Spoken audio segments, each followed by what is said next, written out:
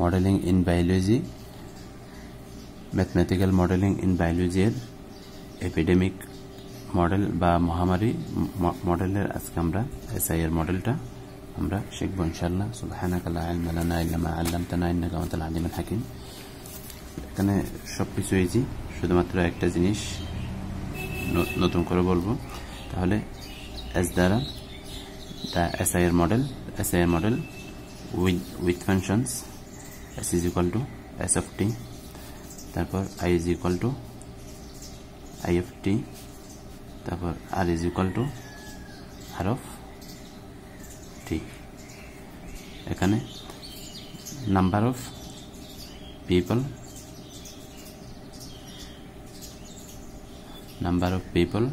susceptible to a disease,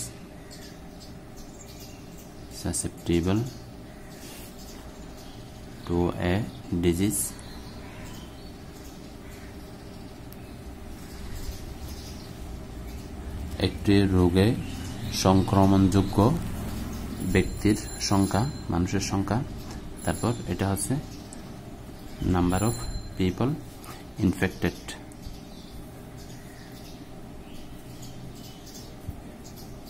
infected with disease. এটা হচ্ছে সংক্রমণের সংখ্যা আর এটা হচ্ছে আক্রান্তের সংখ্যা। Infected with disease.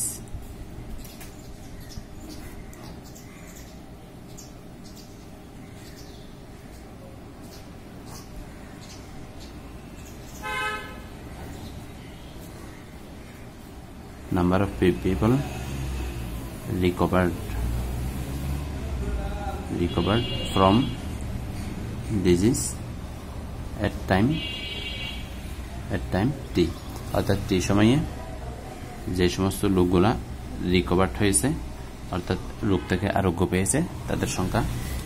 তারপর n is equal to n of t, তাহলে টোটাল পপুলেশন সাইজ, মোট জনসংখ্যার আকার, টোটাল population size। তাহলে এখান থেকে আমরা কি পাচ্ছি? with s of t, I of t, R of t as the number of individuals in each class। তাহলে প্রতি ক্ষেত্রে আমরা এখানে কি পাচ্ছি? ইন্ডিভিজুয়ালস বা স্বতন্ত্র ব্যক্তি পাচ্ছি যারা এক একটা শ্রেণীতে অবস্থিত। তাহলে the progress of individuals symmetrically represented by, তাহলে এটাকে আমরা প্রকাশ করতে পারি এস আই সাসেপ্টিবল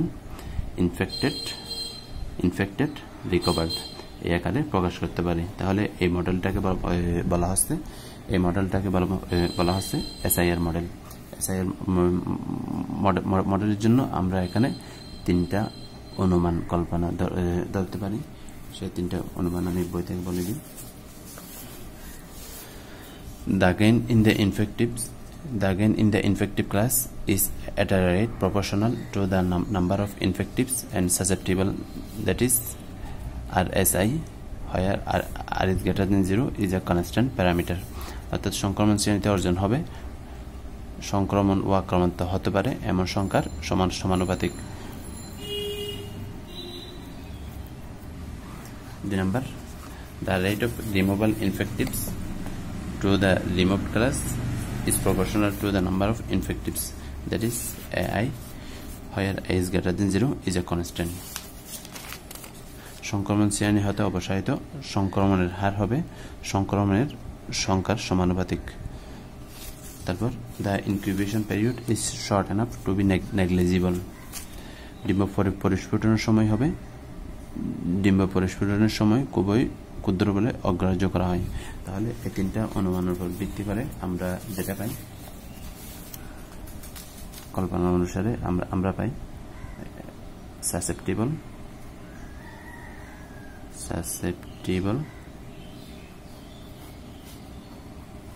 ইনফেক্টেড,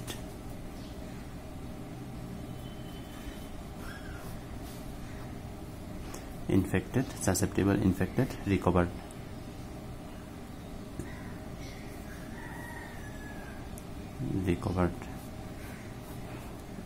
আর তাহলে এখানে কি হবে সময়ের সাপেক্ষে আমরা এখানে কি পাবো ডিফারেনশিয়াল ইকুয়েশন পাবো তাহলে ds বাই dt এস আছে ds বাই dt লিখলাম তারপর i di by dt dr by dt লিখলাম ইজ ইকুয়াল টু s থেকে কি চলে গেল আর চলে গেল মাইনাস r তারপর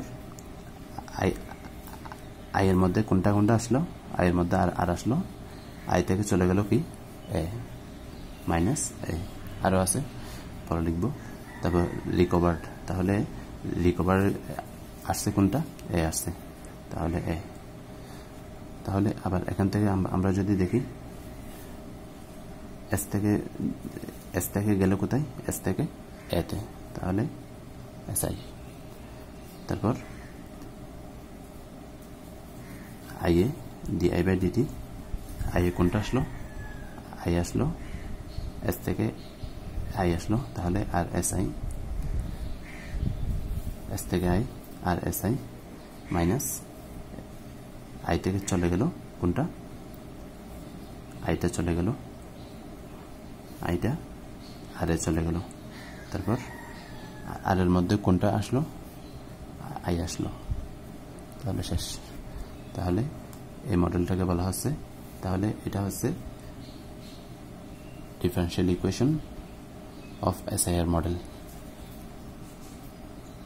যেখানে আর হচ্ছে প্রথমে আমরা ধরে নিয়েছিলাম কনস্ট্যান্ট প্যারামিটার বা ধ্রুবক এক্ষেত্রে আমরা এটাকে বলতে পারতেছি ইনফেকশন রেট সংক্রমণের হার রেট অফ ইনফেকশন বা ইনফেকশন রেট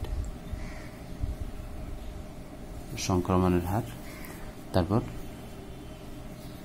এ হচ্ছে আমাদের রিমুভাল রেট অফ ইনফেকশন অর্থাৎ অপসারিত সংক্রমণের হার রিমুভাল রেট অফ ইনফেকশন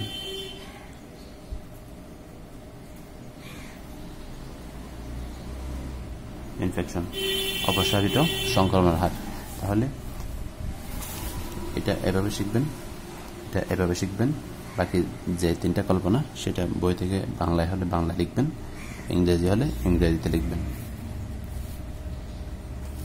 সুবহানাকাল্লাহুম্মা ওয়া বিহামদিক আশহাদু আল্লা ইলাহা ইল্লা আনতা আস্তাগফিরুকা